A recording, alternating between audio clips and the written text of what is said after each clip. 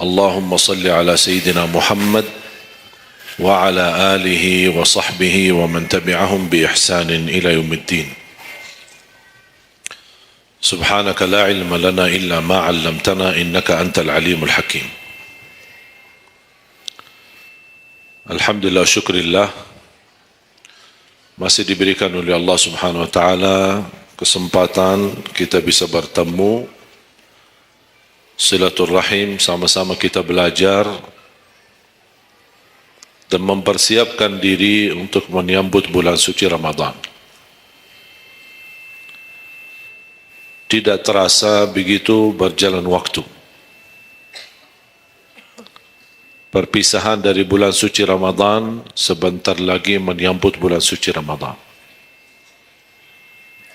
Kalau 1 tahun sudah berlalu, kira-kira 30 hari Ramadan bagaimana? 1 tahun sudah begitu luar biasa cepat. Dan ini menjadi bagian dari umur kita. Bertambah 1 tahun, berlalu 1 tahun, berarti akan melangkah lebih dekat kepada kematian.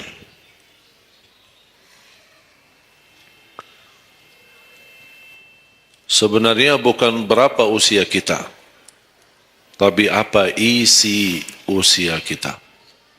Isinya apa? Dan sebagaimana Rasulullah SAW menjelaskan di hadis yang sahih, di hari kiamat, dan tidak akan tergeser kaki seorang sambil ditanya oleh Allah 4 pertanyaan. Berarti kita akan menghadapi 7 pertanyaan.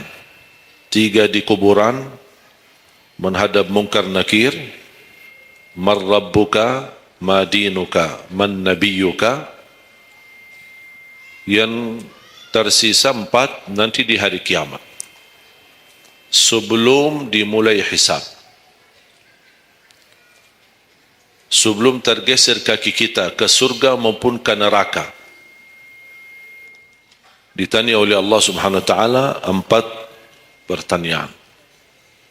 Yang pertama, lan tazula qadama 'abdin yaumal qiyamah hatta yus'ala an 4. Tidak akan tergeser kaki seorang di hari kiamat sambil ditanya oleh Allah SWT 4 pertanyaan. Yang pertama, an umurihi fima afnah. Umurnya apa yang kamu lakukan? Allah tidak akan tanya berapa usiamu, tapi apa yang kamu isi dalam usiamu. 60, 70, 100 tahun, kurang, lebih, Allah tidak berdulikan berapa usia kita. Bahkan banyak para sahabat ketika ditanya usiamu berapa, dia menjawab usia saya 10 tahun. Padahal sudah tua, sudah di atas 50, ada yang di atas 40. Tapi kenapa begitu ditanya soal umurnya dia menjawab 10 tahun? Ternyata mereka menghitungkan usia yang sebenarnya adalah usia yang terisi taat. Masa jahiliyah, sebelum datangnya Islam, mereka menganggap itu semua usianya sia-sia.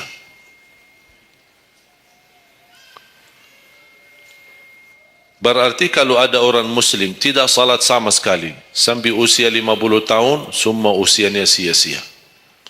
Karena tidak ada ibadah satupun yang diterima kalau tidak pernah salat. Biarpun dia haji setiap tahun, puasa setiap Ramadan, dia bersedekah, berinfak setiap hari, tapi tidak pernah salat 5 waktu sama sekali, sia-sia amalan. Karena pertama yang akan dihisab oleh Allah salatnya. Kalau salat itu beres, baru akan ditanya yang lain. Kalau salatnya tidak ada, Allah tidak perlu bertanya yang lain. Makanya saya selalu berkata, khususnya para pemuda-pemudi, seberapapun dosamu, jangan tinggalkan salat. Sebesar apapun dosamu, jangan tinggalkan salat. Karena salat itu ibadah yang langsung menyambungkan kita sama Allah. Tali hubungan kita sama Allah. Kalau tali hubungan kita sama Allah terputus, tidak ada tali yang bisa sambung lagi. Dan selama anda menjaga salat, berarti masih ada harapan masuk dalam golongan yang akan diampuni Allah. Ada ampunan, ada harapan ampunan. Tapi kalau tidak salat, terus bagaimana Allah ampuni kalau tidak mau bertaubat? Banyak orang berkata, saya malu. Atau dia merasa ada bisikan di hatinya. Buat apa lo salat? Ngapain?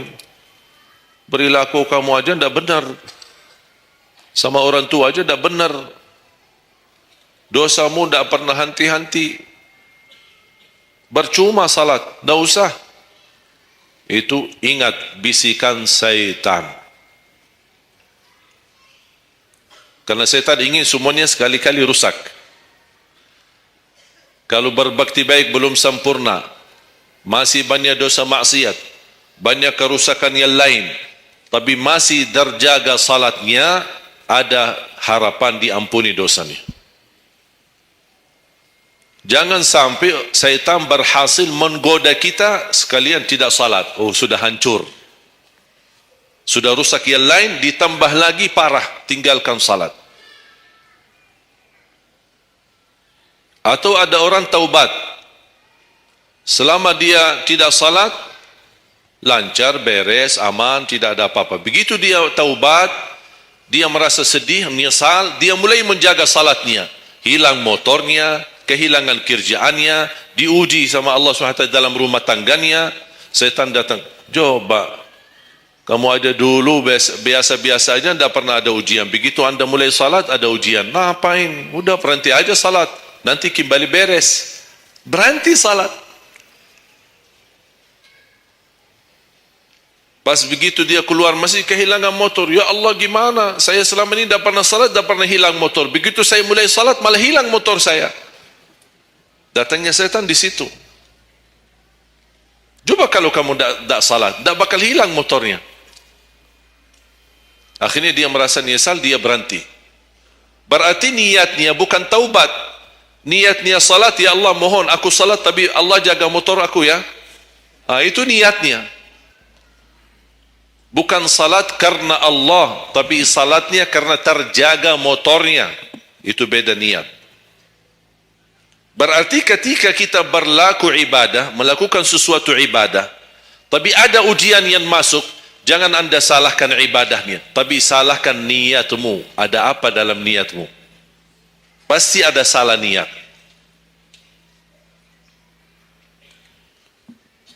Dan itu inti daripada umur kita.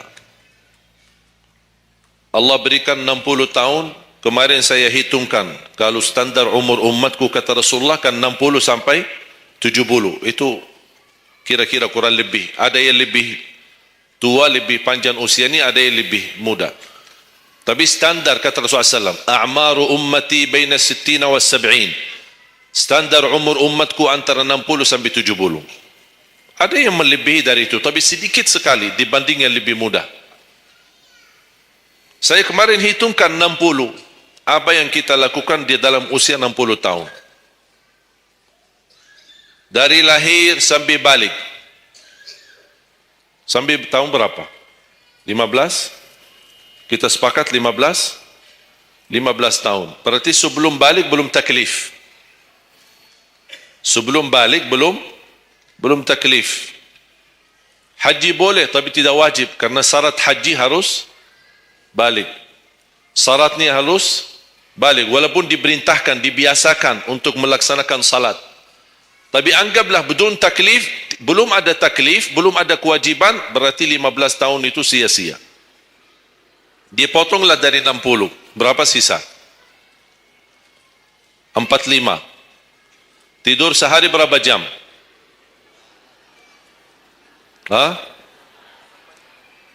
8? Boleh kita sepakati angka 8? Ya, kita bicara standar. Katanya menurut kesehatan, tidur yang normal dan pas dan cukup adalah 8 jam. Anggaplah 8 jam tidur. Ada yang tidur 12 jam. Ada yang tidur bangun, salat tidur bangun, salat tidur bangun. Kalau hari libur, dia tidur, tak capek tidurnya. Begitu bangun, ya Allah begal badan saya, tidur lagi.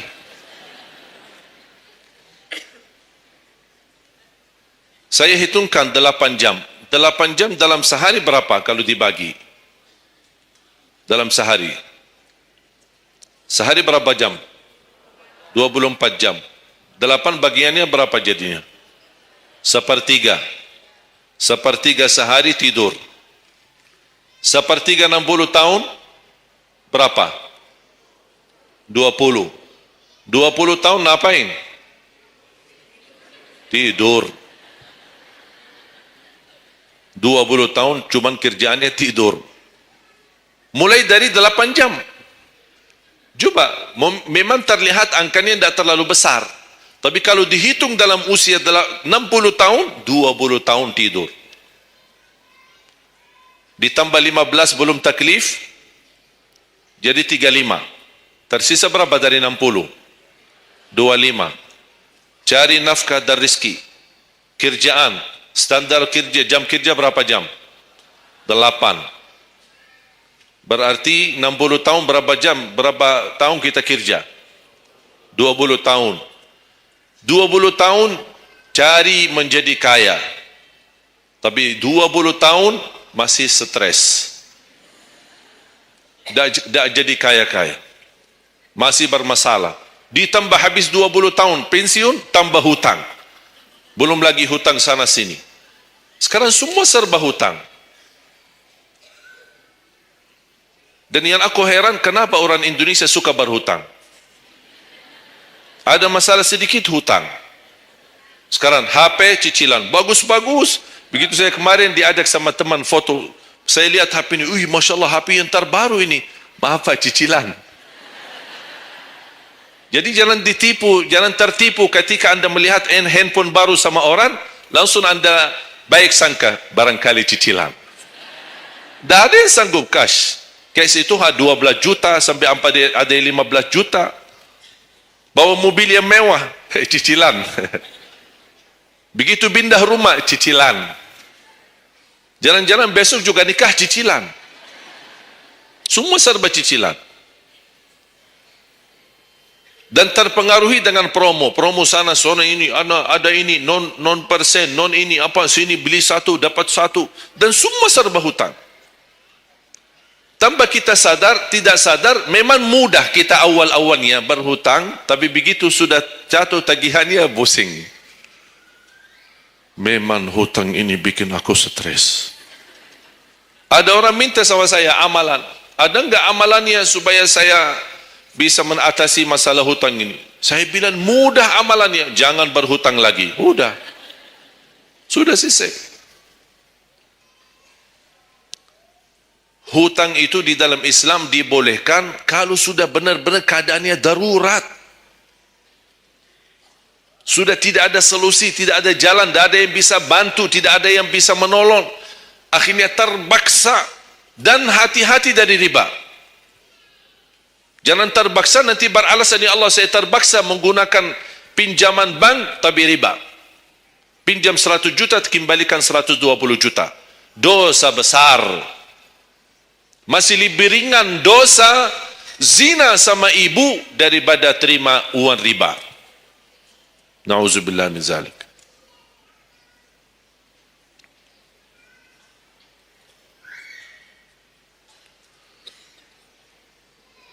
Dua 20 tahun cari kerja.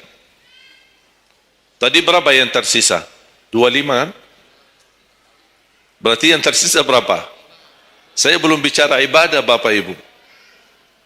20 tahun tidur, 20 tahun cari dunia, 15 tahun masih belum taklif, tersisa 5 tahun.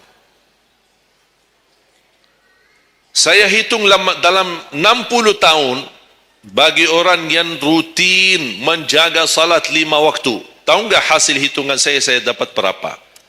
Anda jaga salat selama 60 tahun, itu menghasilkan ibadah cuma 2 tahun 7 bulan.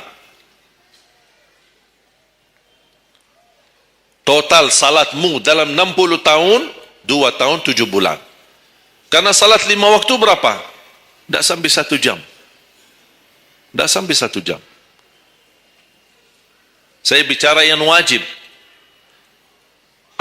Bagaimana saya hitung kalau ada orang yang tidak salat sama sekali? Na'udzubillah, sudah habis sia-sia umurnya kalau tidak salat sama sekali.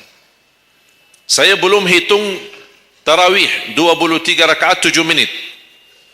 Nah, itu beda urusan itu. Ada tarawih 23 rakaat 7 menit?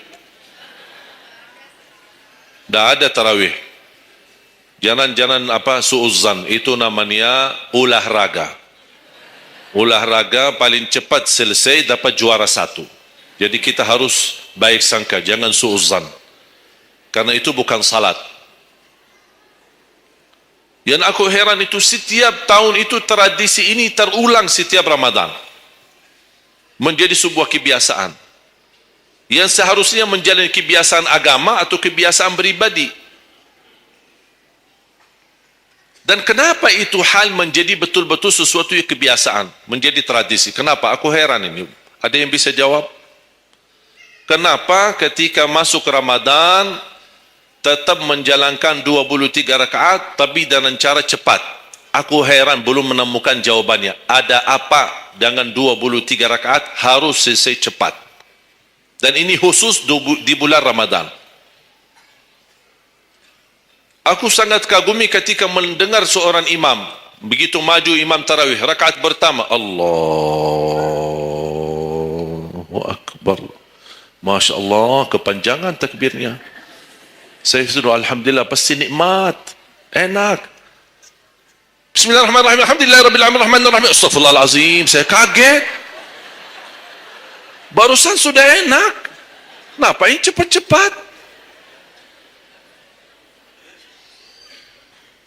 Makanya saya ingat di masa ketika saya di salah satu kampung, ada seorang bapa di samping saya.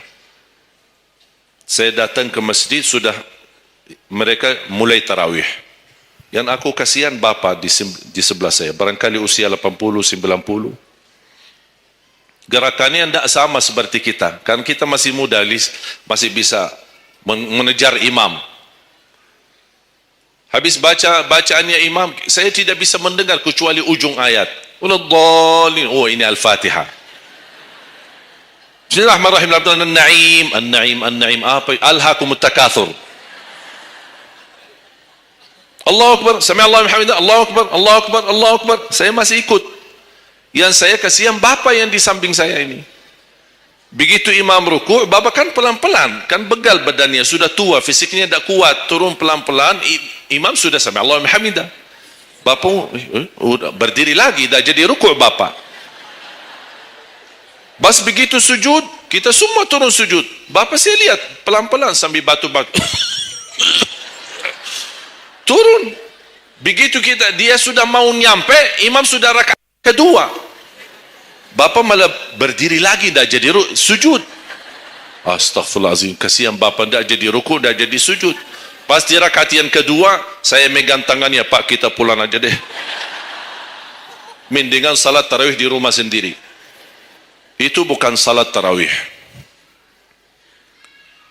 Ramadan cuma berapa kita menemukan Ramadan? Orang yang sudah wafat, kalau kita boleh berbicara dan dengar bisikan apa yang mereka bisa jawab. Wallahi, semua orang yang sudah mati berkeinginan kembali ke dunia untuk menikmati bulan Ramadan. Mereka ingin menikmati bulan Ramadan, menikmati tarawih, menikmati suasana buka puasa bersama, bagi-bagi sahur dan aktivitas yang lain.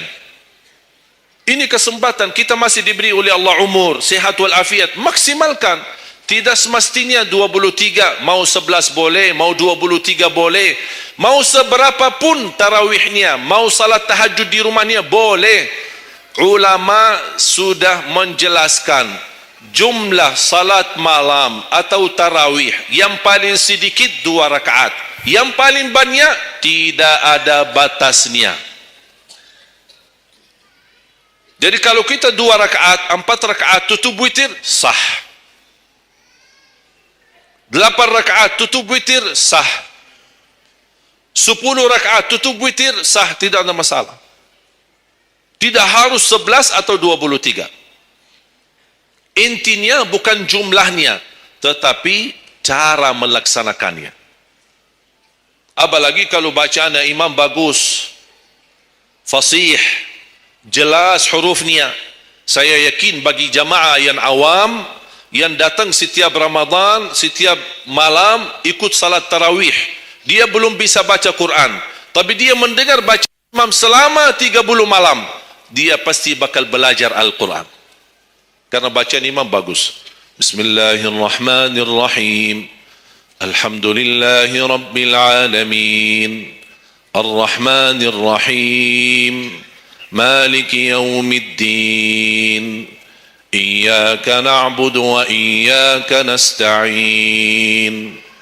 Ihdinas siratal mustaqim.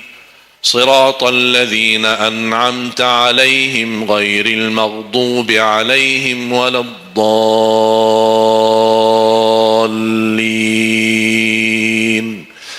آمين. Kalau tidak dapat manfaat mengikuti salat tarawih di belakang imam yang bacaannya fasih selama 30 hari, anda cuma dapat benarkan bacaan Al-Fatihah, wallahi nikmat, syukur. Selama 30 malam anda cuma dapat membenarkan bacaan Fatihahmu, sudah luar biasa. Tidak usah bicara ayat yang lain, hanya Al-Fatihah saja. Kenapa? Tidak sah salat kita tanpa Al-Fatihah. Kata Imam Nawawi, di dalam suratul Fatihah ada 14 tasdid. Ada 14 tasdid. Hurufnya yang ditekan. Ada 14.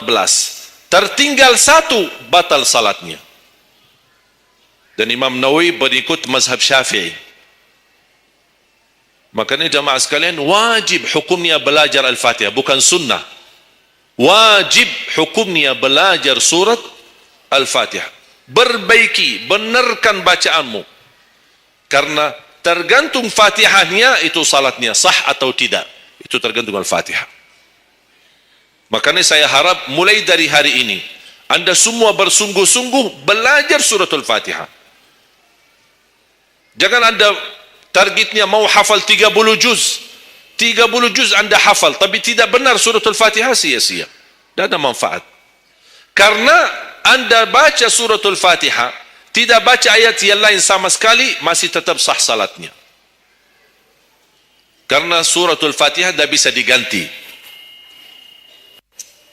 Kalau anda lupa baca selain suratul Fatihah, ada istilah lupa salah satu kewajiban, bisa diganti dengan sujud sahwi. Misal, rakaat pertama baca Al-Fatihah, itu rukun. Lanjut baca ayat pendek, anda tidak sadar, habis waladdallin amin, Allahu Akbar, lupa baca ayat, itu diganti dengan sujud sahwi. Itu kalau di salat wajib. Tapi kalau di salat sunnah, tidak ada wajib atau rukun selain suratul Fatihah. Jadi anda kalau salat sunnah cuma suratul Fatihah, kemudian takbir, rakaat yang kedua suratul Fatihah, dan kemudian langsung ruku', sah salatnya, tidak apa-apa. Tidak harus baca surah-surah yang lain. Itu di salat sunnah. Tapi kalau di salat wajib, hukumnya baca Al-Fatihah rukun, hukum baca surah yang lain wajib. Kalau terlupa, diganti dengan sujud sahwi. Sujud sahwi 2 kali sebelum salam. Habis tahiyat, sujud 2 kali, kemudian langsung habis itu salam. Dan habis sujud sahwi tidak bagi tahiyat lagi. Sudah cukup tahiyat yang anda baca. Makanya kembali lagi jamaah sekalian, umur bukan berapa usianya, tapi apa isinya. Makanya Rasulullah SAW bersabda, ni'mal abdus salih man tala umur wa hasun amalu. Sebaik-baik hamba yang salih, yang panjang usianya, tapi baik amalannya. Baik amalannya. Bulan Syaban ini sekarang tersisa kurang lebih 14 atau 16 hari. Rasulullah SAW punya kebiasaan puasa Sya'ban full. Sampai kata Siti Aisyah, tidak pernah aku melihat Rasulullah puasa 1 bulan penuh selain bulan Ramadan sebagaimana di bulan Sya'ban. Penuh ni Rasulullah SAW. Bukan nisfu. Setiap datangnya Sya'ban ditanya nisfunya. Mana nisfu Sya'ban? Nisfu. Full Sya'ban. Puasa aja. Di awal boleh, di tengahan boleh, di akhir boleh. Yang tidak boleh, yang tidak pernah puasa Sya'ban, pas begitu berakhir, mau mendekati Ramadan, seminggu terakhir atau 10 hari terakhir, itu ada sebagian ulama berkata makruh. Kalau sudah 2 hari terakhir bulan Sya'ban, anda tidak pernah ada puasa sebelumnya, itu dianggap oleh ulama haram. Apalagi kalau sudah jatuhnya di hari keraguan, hari ragu-ragu, kemungkinan ini bisa hari terakhir, kemungkinan bisa masuk Ramadan, isbat Ramadan. Termasuk ibu-ibu dan jamaah sekalian yang masih punya hutang, segera lunasi hutangnya. Jangan begitu sudah mendekat puasa, anda punya hutang 7 hari, tersisa bulan Ramadan 5 hari.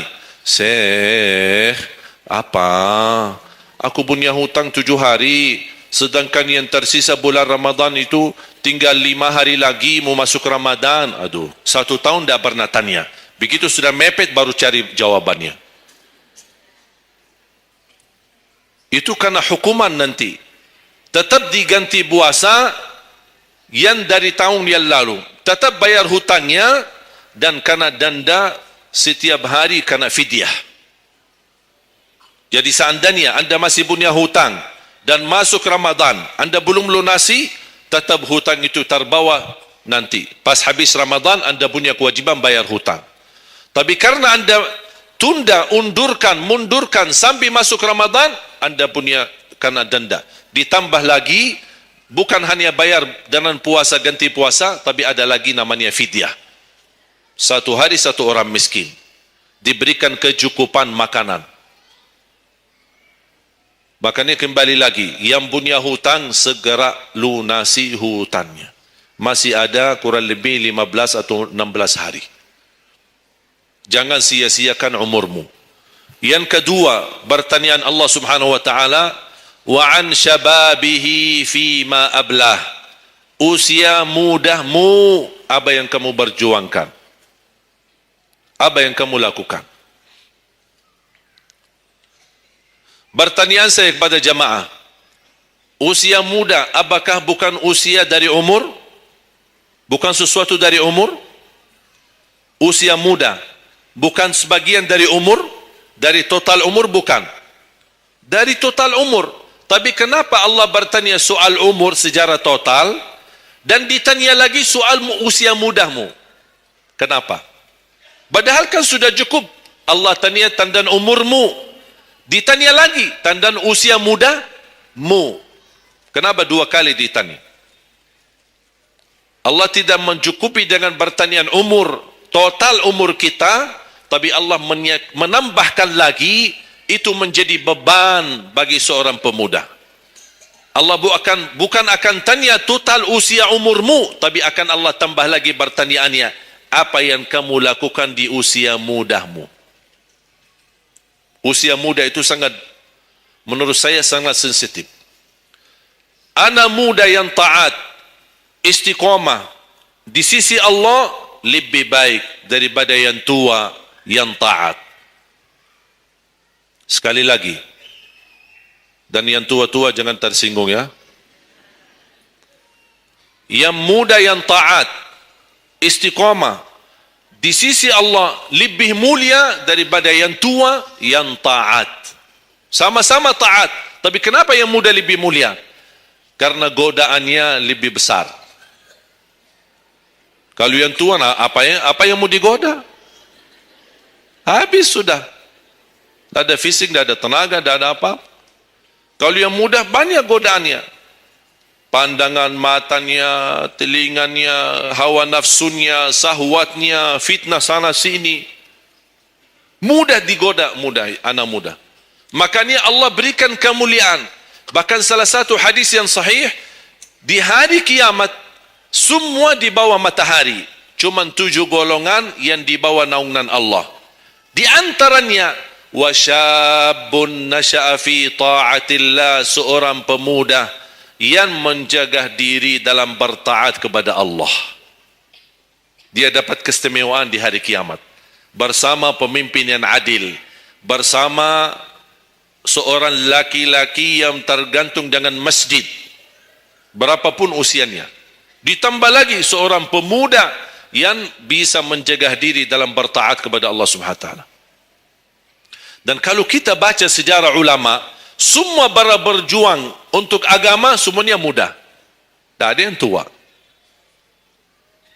Bilal ibn Rabah seorang pemuda, Abdullah ibn Mas'ud penghafal Al-Quran seorang pemuda, Abdullah ibn Umar seorang pemuda, dan banyak yang lain. Muhammadul Fatih yang membebaskan Konstantinia dan memperjuangkan Islam menjadi panglima, masih di bawah usia 21 tahun. Dan banyak sejarah-sejarah. Imam Syafi'i masih sangat muda, bahkan meninggal dunia masih dalam keadaan masih sangat muda, belum sampai usia 50-an tahun. Dan banyak yang lain.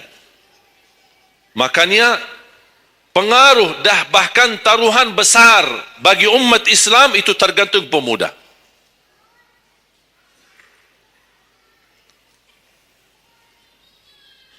Kalau pemuda yang suka memakmurkan masjid, mencintai Al-Quran, dan dia bisa menjaga diri, dan dia bisa berbakti baik sama orang tuanya, dan selalu menjadikan target utama ridha Allah, wallahi Indonesia makmur. Kalau pemudanya jauh dari masjid, sibuk hanya bacaran, dan dia meninggalkan salatnya, jauh dari hal-hal yang baik, justru dia jatuh dalam narkoba dan berkali macam-macam dosa dan maksiat, hancurlah negeri Indonesia. Indonesia tergantung pemuda. Maaf, bukan tergantung para tua. Tergantung pemuda. Makanya saya bahagia sekali ketika kemarin tanggal 17 April, saya bahagia sekali ketika melihat semua pemuda-pemuda ikut nyoblos di TPS. Walaupun kita belum lihat hasilnya, tapi sabar. Sabar. Ini ujian. Jangan ada orang terlalu muda diadu domba. Sabar. Apapun keputusannya kita tunggu. Keputusan yang resmi dari KPU. Keputusannya benar, tidak benar, serahkan kepada Allah. Hati-hati, jangan terlalu muda diadu fitnah. Sama-sama Muslim. Jangan kita diadu domba di antara kita sesama. Bahaya sekali kalau terjadi konflik gara-gara pemilu dan kepentingan politik. Silahkan lihat apa yang terjadi di Timur Tengah. Semua kejadian di Timur Tengah, awal langkah kejadian itu gara-gara kepentingan politik. Yang menjadi korban rakyat. Orang politisi hidup di negeri Eropa. Nikmat, senang, bahagia, semuanya serba ada. Mereka tidak bahaya. Tapi yang bahaya rakyat. Yaman, Suria, Irak. Dari tahun 90 sampai sekarang Irak tidak bisa aman. Ada orang bawa berita, itu Irak saudara, dan mereka perang saudara antara Sunnah dan Syiah. Bohong, tidak benar. Ratusan tahun mereka hidup damai antara Sunnah dan Syiah. Tidak pernah bermasalah. Tapi karena langkah awal kepentingan politik, lama-lama terpengaruhi dengan perbedaan aliran dan berbeda pendapat. Kalau sudah kita menjadi korban dan terpengaruhi demi kepentingan politik, mudah diadu domba, besok-besok akan terjadi perang antara Sunni sama Syiah di Indonesia. Besok lagi akan terjadi antara aliran-aliran yang lain sama golongan-golongan yang lain. Bisa terjadi perpecahan belah. Itu yang diinginkan oleh musuh Islam. Jangan diberikan kesempatan. Terjadi ujian, memang kita menghadapi ujian. Bukan hanya umat Islam di Indonesia. Di Palestina sudah 60, bahkan sudah sampai 70 tahun mereka menghadapi ujian. Tapi kekuatan sabar luar biasa. Tidak pernah putus asa. Biarpun mereka tidak bersenjata, tidak punya apa-apa melawan musuhnya Israel. tapi mereka tetap tidak pernah putus asa, tidak pernah pasrah. Mereka tetap berjuang mencintai Masjidul Aqsa. Saya merasakan perjuangan pemuda ketika saya ke sana, ke Masjidul Aqsa. Makanya jemaah sekalian, kita bisa memperjuangkan tapi tambah membuat permusuhan. Kita masih bisa bertahan dan insya Allah ada jalan keluar dari segala kesusahan. Dan Allah tidak mungkin membiarkan kezaliman terjadi. Kalau kita merasa terzalimi, tidak apa-apa, tunggu. Dan kita harus belajar saling menghormati. Yang memilih 01 itu hakmu, tapi anda tidak berhak mencaci maki 02. Yang memilih 02 itu hakmu, tapi anda tidak berhak mencaci maki 01. Sama-sama Muslim, sama-sama orang Indonesia. Malu kita, kadang-kadang aku sedih melihat ini terjadi permusuhan. Ulama di sini mencaci maki ulama yang di sana, ulama yang di sana membalas lagi dan apa tu? Ya Allah, malu kalau di antara ulama saja terjadi persoalan permasalahan. Gimana orang awam? Makanya selalu saya dalam doaku, ya Allah satukan dan rapatkan hati para ulama kami. Satukan saf ulama kami. Ada perbedaan itu wajar, tapi yang tidak wajar ada permusuhan. Apa yang saya sampaikan sekarang, saya yakin tidak mungkin 100% anda semua terima. Ya harus belajar. Tidak boleh saya maksa anda semua ikut pendapatku. Aku hanya menyampaikan, anda bisa dengar, anda bisa ikuti, anda bisa tolak. Itu hakmu menerima atau menolak. Tak ada orang berhak untuk memaksakan kita. Oleh karena itu sekali lagi, mohon jaga dan rapatkan saf kita. Sekarang banyak muncul di media. Ini semua tujuannya berkeinginan menadu domba di antara kita. Sekarang akhirnya yang gagal, yang rusak siapa? Negeri kita. Yang kurban, rakyat kita. Orang politisi tidak apa-apa. Mereka kan berduit. Duitnya banyak, fasilitasnya banyak. Bisa dia hidup keluar negeri dimanapun. Dia baca keluarganya, sudah. Biar rakyat jadi korban. Jangan kita mau dijadikan kambing hitam. Siap? Bisa jaga?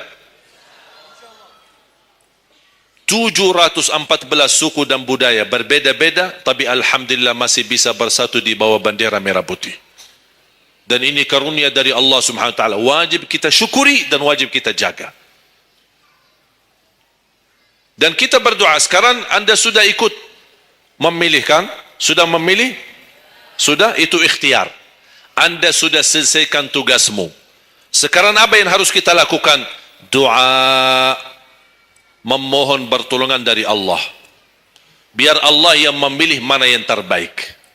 Ya Allah, kami sudah berusaha, kami sudah berikhtiar, pimpinlah kami, anugerahkanlah kepada kami pemimpin yang takwa, yang adil, yang amanah, yang mencintai agamamu, yang mencintai ulama, yang bisa melayani rakyat dengan ikhlas. Itu doa kita. Kalau boleh setiap tahajud, setiap sujud, habis duha, habis salat wajib, terus doa seperti itu.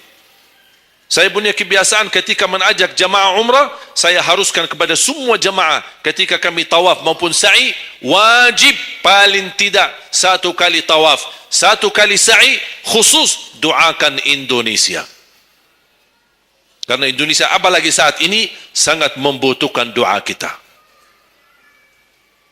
Sebagaimana kita berduli kepada saudara kita Palestina dan kita bantu, kita mendoakan. Kalau Indonesia tidak perlu bantuan dana, tapi butuh doa kita. Makanya jangan pelit untuk mendoakan negeri kita Indonesia. Faham? Yang ketiga,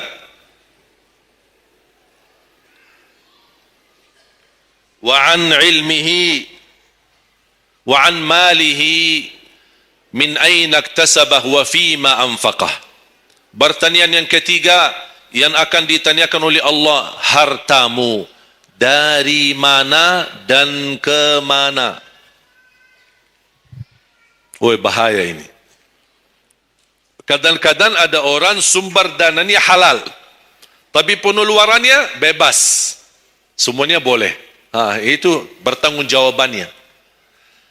akan ditanya oleh Allah, dari mana dan ke mana? Allah sudah kasih kan? Itu dari mana datang?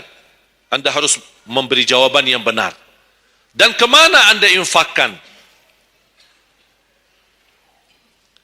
Dan ingat, halaluha hisab wa haramuha azab. Harta yang halal bakal dihisab. Sekarang banyak orang salah faham. Orang fikir kalau ada harta yang haram akan dihisab oleh Allah. Tidak. Yang dihisab bukan yang haram, tapi yang halal. Dari mana dan ke mana? Terus yang haram gimana? Ngapain? Diazab. Anda sudah tahu itu haram, tapi Anda lakukan, Allah tak perlu tanya lagi kenapa Anda lakukan. Langsung diazab. Na'udzubillah min zalik. Hati-hati. Oleh karena itu bahagia kata Rasulullah SAW, seorang yang mulia, yang Allah berikan kekayaan, diberikan kemampuan, tapi dia bisa menggunakan dengan sebaik-baiknya. Ni'mal malus salih indal abdis salih. Sebaik-baik harta yang halal di tangan hamba yang salih. Itu termasuk harta yang terbaik. Kenapa yang terbaik di tangan orang yang salih? Karena orang salih tidak mungkin salah guna. Dia sudah jaga sumber, dia juga pengeluarannya jelas. Untuk kebutuhan keluarga, tidak mubazir, tidak berlebihan. Katanya halal, berarti bebas belanja. Tidak bebas. Islam tidak menanjurkan seperti itu. Anda boleh ambil kebutuhanmu, tapi jangan berlebihan. Mohon maaf coba sekarang tanya ibu, tanya diri sendiri masing-masing. Berapa macam baju di lemari kita?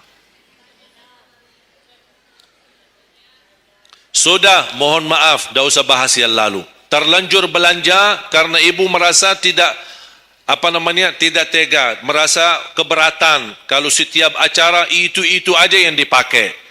Pagi acara, besok siang pulang ganti.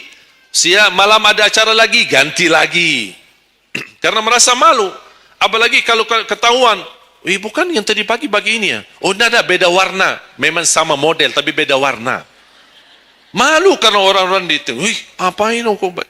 Makanya udahlah, terlanjur. Itu memang mohon maaf kebiasaan wanita. Tapi saya usulkan baju-baju yang sudah lama tidak dipakai, ngapain simpan?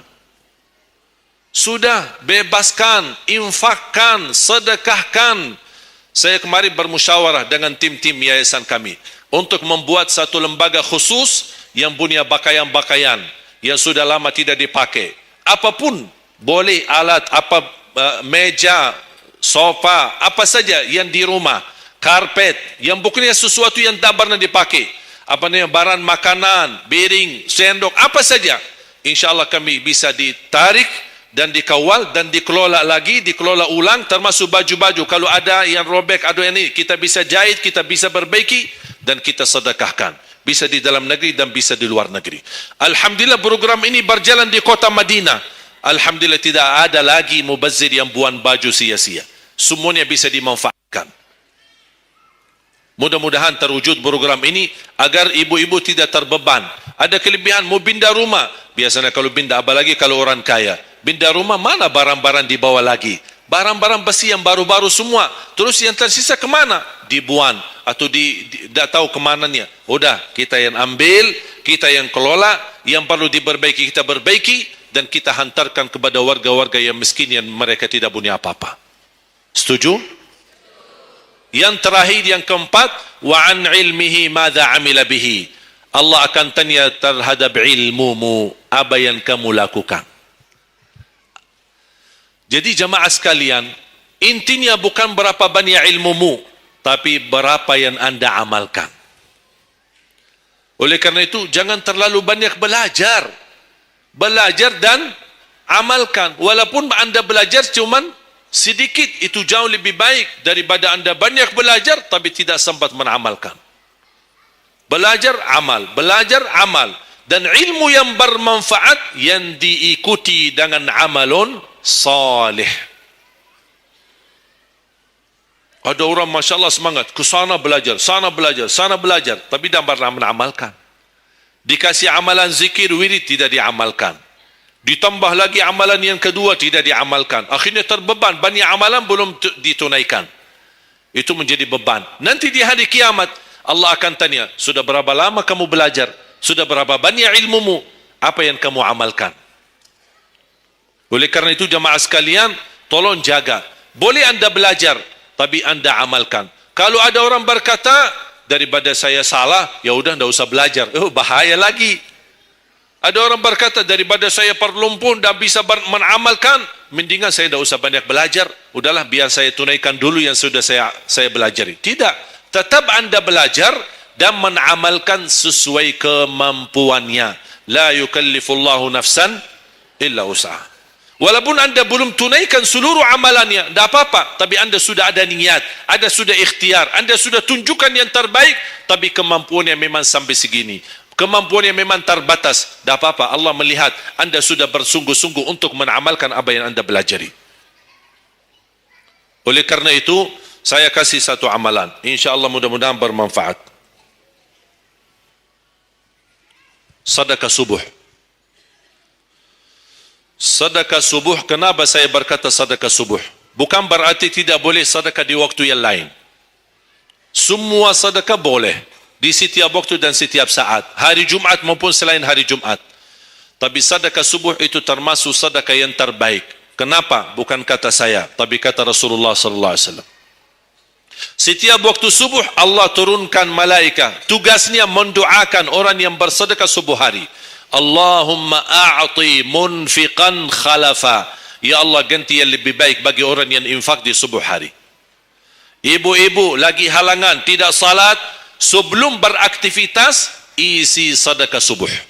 Anda tidak usah susah-susah mencari anak yatim dan orang miskin di subuh hari. Mulai hari ini masing-masing bikin kotak amal atau botol atau kaling, simpan di rumah. Setiap habis salat subuh, sebelum beraktivitas, isi sedekahnya. Apalagi kalau sedekah itu disertai doa. Begitu anda sedekah, sebutkan hajatmu. Ya Allah, dengan berkah sedekah ini, ya Allah, saya ingin nikah. Mudahkan jodoh. Nikah lagi juga boleh doa, tidak apa-apa. Ada yang sedang melamar kerjaan, anda isi, wallahi dahsyat, amalan ini wallahi dahsyat, manfaatnya banyak untuk menyembuh penyakit, menabulkan hajat, memudahkan urusan. Dan tidak pernah saya sampaikan amalan ini, semua alhamdulillah berhasil mendapatkan hajatnya. Begitu anda isi, doa. Ya Allah, dengan berkah sedekah ini, mudahkan lamaran kerjaan saya. Ya Allah, dengan berkah sedekah ini, mohon titipkan pahalanya untuk kedua orang tua saya. Kalau ada yang merasa dirinya suka marah, suka emosi, ya Allah, dengan berkah sedekah ini, tenangkan hati dan jiwa saya, agar tidak emosi lagi. Ya Allah, dengan berkah sedekah ini, karuniai kepada aku anak penghafal Al-Quran. Bu, jamaah sekalian, saya berkeluarga 12 bersaudara, timnas.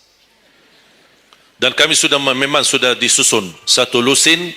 12 ini mempersiapkan, kalau timnas kita belum mampu membawa juara, insyaAllah kami sekeluarga siap mengganti timnas.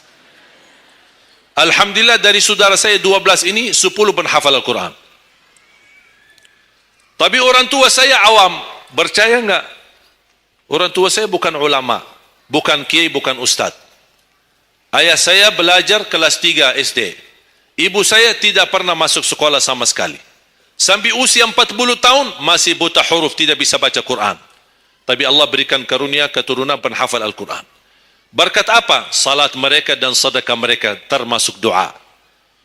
Itu perjuangan mereka. Alhamdulillah, sekarang ayah saya, ibu saya penghafal Al-Quran, yang jadi gurunya anaknya sendiri. Sekarang di Indonesia saya bawa 5 adik saya dan ditugaskan menjadi imam tarawih. Saya bawa mereka pindah dari Arab kemari. Ada 5. Yang perempuan sudah dinikahkan sama orang Indonesia, orang Jakarta. Dan saya dorong adik saya yang perempuan untuk menghafalkan suaminya biar jadi penghafal Quran. Yang 4 laki-laki, ada yang 2 bawa istrinya masing-masing dari Arab, Yang 2 lagi saya nikahkan di Indonesia. Sama orang Indonesia. Ada satu sama orang Sunda, satu sama orang Lombok. Jangan khawatir Bu, masih ada lagi. Bahkan saya dorong adik-adik saya semua wajib nikah 4. Masing-masing 4 istri. Kenapa? Supaya banyak keturunan. Kalau bisa setiap satu istri 12, satu lusin. Masya Allah, luar biasa. Mengapa? Karena kita punya perjuangan yang masih panjang. Cita-cita saya mencetak 1 juta penghafal Al-Quran di Indonesia. Ketika saya datangkan adik saya tugaskan sama mereka dan tegas, kalau kalian datang hanya mau berhiburan, pulang. Kalian di sini untuk bersama-sama memperjuangkan untuk mencetak 1 juta penghafal Al-Quran. Dan alhamdulillah program ini sudah jalan. Dan kita terus memperjuangkan, dan saya harap semua jamaah insya-Allah berkenan terlibat dalam program ini. Cita-cita saya semua masjid se-Indonesia insya-Allah diimami imam penghafal Al-Quran 30 juz. Bahkan lebih hebat lagi cita-cita saya, insya-Allah saya yakin akan terjadi. Insya-Allah di demikian hari, di waktu yang Allah insya-Allah tentukan, insya-Allah presiden kita penghafal Al-Quran. Coba, ya Allah, rasanya enak. Langsung diumumkan di Masjid Istiqlal, khatib dan imam salat Idul Fitri, penghafal Al-Quran 30 juz, Presiden Republik Indonesia. Oh, mantap. Imam salat Idul Adha, Presiden kita. Salat Jumat, khatib dan imam, Presiden kita. Tidak perlu ganti imam. Udah tidak perlu ganti imam, subhanallah, luar biasa. Coba saya kagumi ketika membaca dan melihat YouTube-nya Presiden Erdogan Turki. Walaupun beliau bukan penghafal Al-Quran, tapi murattal bacaannya beliau, Masya Allah. Mana ada sekarang presiden di dunia Islam sebagaimana bacaannya yang benar. Ini sudah saatnya, tapi bukan sekarang ya, nanti maksud saya sabar dulu. Nanti jadi kacau nanti semua. Nah, sabar dulu. Insya Allah ada waktunya. Insya Allah. Mulai dari sekarang kita ayo bersama-sama mempersiapkan untuk kalau anda gagal menjadi penghafal Al-Quran, jangan gagal anakmu, cucumu, generasi yang ini semua. Kita melihat, saya bangga. Kenapa saya semangat untuk mencetak 1 juta penghafal Al-Quran? Itu berkatnya acara Hafiz Indonesia. Nonton kan acara Hafiz Indonesia? Nangis ya? Habis tisu kan? Tahu enggak salah satu karunia Allah untuk Indonesia? Ada teman saya berusaha punya TV di Arab. Beliau ingin membuka dan membuat acara Hafiz Indonesia versi Arab. Tapi gagal. Kenapa? Karena tidak menemukan jumlah yang banyak penghafal Al-Quran di bawah usia 10 tahun. Hanya Indonesia saja. Malaysia kalah, Indonesia saja. Di bawah 10 tahun. Dan sayang sekali memang anda yang nonton acara Hafiz Indonesia, anda nonton acara yang sudah jadi. Tapi anda belum tahu apa yang kami berjuangkan di belakang layar. Sebelum acara Hafiz Indonesia 4 bulan bekerja keras. Sampai tim turun ke lapangan, ke desa-desa, kampung-kampung, ke pulau-pulau untuk menumbuhkan dan mendatangkan, menghadirkan para penghafal Al-Quran. Ketika dibawa di Jakarta 2 bulan berturut-turut kami didik mereka. Yang awalnya pemalu, awalnya ada yang mohon maaf kencing di celananya sendiri, saking tidak berani, takut. Alhamdulillah sekarang menjadi mereka pemberani. Bahkan mereka berlumba-lumba azan subuh. Mereka berlumba-lumba membangunkan sesama saudaranya. Sama-sama tertib makan. Kita menghadirkan dokter kesehatan, kita menghadirkan dokter psikologi jiwa untuk menjaga perasaan mereka selama 2 bulan. Didampingi kadang-kadang ibu mereka, didampingi kadang-kadang ayah-ayah mereka. Dan semua rata-rata sepakat orang tua mereka, tidak pernah kami merasakan bangga memiliki anak sebagaimana kami melihat perjuangannya di Hafiz Indonesia. Dan alhamdulillah begitu selesai acara Hafiz Indonesia, kami tidak tinggalkan mereka. Kami terus kawal, kami terus pimpin. Dan alhamdulillah mereka di kampung masing-masing sudah membangun rumah tahfiz. Ada yang membangun pesantren untuk mencetak dan melahirkan jumlah yang banyak penghafal Al-Quran. Dan ini perjuangan luar biasa. Tidak mudah. Berapa biaya yang dikeluarkan. Dan mohon maaf, belum ada sponsor yang bisa mensponsori kita dan membayar full untuk kita. Kita terus bekerja keras dan alhamdulillah masih Allah hantarkan kepada kita orang yang dermawan, orang yang baik, yang berduli dengan dan mencintai Al-Quran. Allah anugerahkan. Wallahi menurut saya, saat ini, zaman ini, sedekah yang terbaik dan yang termulia, semua apapun yang terkait dengan Al-Quran, itulah yang termulia. Makanya boleh anda ketika anda bersedekah, jangan lupa disertai doa. Di antaranya anugerahkan ya Allah Indonesia menjadi negara Al-Quran. Tapi tolong fokus. Kalau anda isi sedekahnya, tolong disesuaikan. Jangan isi sedekahnya koin, teng, tapi doanya sampai terbit matahari. Tidak ada malunya. Kata Allah, koin-koin aja sedekahnya, doanya dah habis-habis. Hajatnya panjang, lebar. Malu kita. Bukan Allah tidak bisa. Allah maha bisa menabulkan hajat. Tapi kita malu sama Allah. Kok cuma bikin teng, ya Allah, ya Allah, ya Allah, panjang. Fokus. Kalau usulan saya, satu sedekah, satu hajat. Satu sedekah, satu hajat. Dan insya Allah akan anda melihat manfaatnya. Mudah-mudahan semua yang hadir, insya Allah menjadi keluarga besar 1 juta penghafal Al-Quran. 1 juta mencetak penghafal Al-Quran. 1 juta keluarga Al-Quran yang insyaAllah akan membangun generasi baru yang membawa Indonesia menjadi baldatun tayyibatun rabbun ghafur, dan di masa yang akan datang insyaAllah Indonesia menjadi lebih baik. Amin ya rabbal alamin. Barakallahu fikum. Terima kasih, semoga bermanfaat. Kurang lebihnya mohon maaf. Mungkin ada panitia ingin menyampaikan selanjutnya. Wallahu a'lam. Subhanakallahumma bihamdika asyhadu an la ilaha illa anta astaghfiruka wa atubu ilaik. Wassalamu alaikum warahmatullahi wabarakatuh.